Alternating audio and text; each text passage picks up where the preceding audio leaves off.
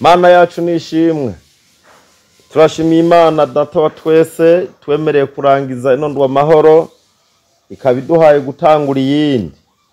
Twagomba tubandanye ca kiganiro cacu c'urufatiro rw'amasengesho kugira ngo umuntu aronke ijambo ashobora gusengerako, ijambo rizomuyobora muri ino ndwi yose, agasenga Imana kugira ngo Imana ibane nawe.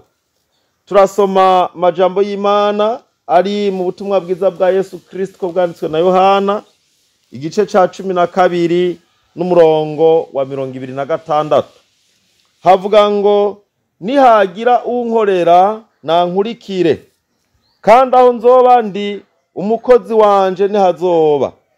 Nihagira unkorera Data azomuha icubahiro.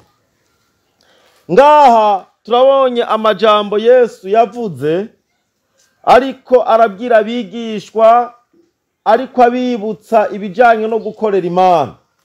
Muri kino gihe abantu benshi barafata ibikorwa vy'Imana bakabipanga uko bavyiyumvira, bakabipanga uko bigomvye, ariko ico tubona nuko Yesu ahimiriza abantu ko bakwiye gukora ibikorwa vy'Imana, bakwiye gushishikara bakorera Imana, kuko muri ibi bikorwa vy'Imana bigaruka bikazana inyungu, kandi inyungu nyinshi kuri bo. Ngaha rero Yesu avuga ngo nihagira unkorera nankurikire, kuko aho nzoba ndi niho umukozi wanje azoba. Ngaha icambere twomenya ni giki?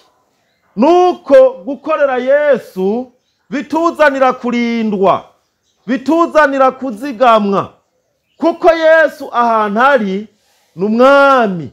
Mwibuke igihe bari baje kumufata, Petero akagomba kumugwanirira.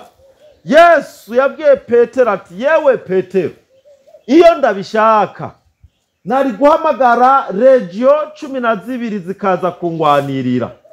Mumenye ko ngaha mw'isi ahari umushefu wa zone wenyene abari kumwe n'abapolisi bagenda bamucunga. Iyo hari utwara ikomine nuko, iyo hari utwara intara nuko abacunzwe. Mumenye ko Yesu n'umwami, umwami aganza abandi, afise ingabo nyinshi, asezerana aravuga ngo kuko aho nzoba ndi ari umukozi wanje azoba. Umuntu rero aho Yesu ari aba ari muri sekirite y'Imana.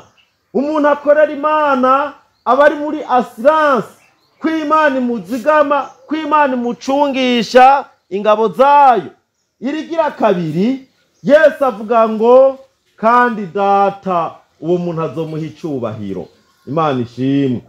N'aya majambo y'Imana turabahamagarira cyane umuntu wese gukorera Imana, gushishikara akorera Imana mu vy'Imana yamushizemwo, mu vy'Imana yamujeje, haba ubutunzi bwiwe, haba ubwenge bwiwe, haba inkomezi ziwe. Umuntu wese abandanya akorera Imana, kuko gukorera Imana ntibihombesha, kuko umuntu akorera Imana, Imana izomuha icubahiro kandi Imana izomuzigama. Abumvise amajambo y'Imana, Imana ibahezagire. Mana turagushimiye ku ijambo ryawe ari ukuri. Nta wagukoreye yigeze amaramara, nta wagukoreye yahomvye, kandi hari isezerano ko abagukorera bose Data azobaha icubahiro. Shitsa ivyo wavuze ku bantu bawe, kandi abantu bose bemeye guhinduka bakagukorera.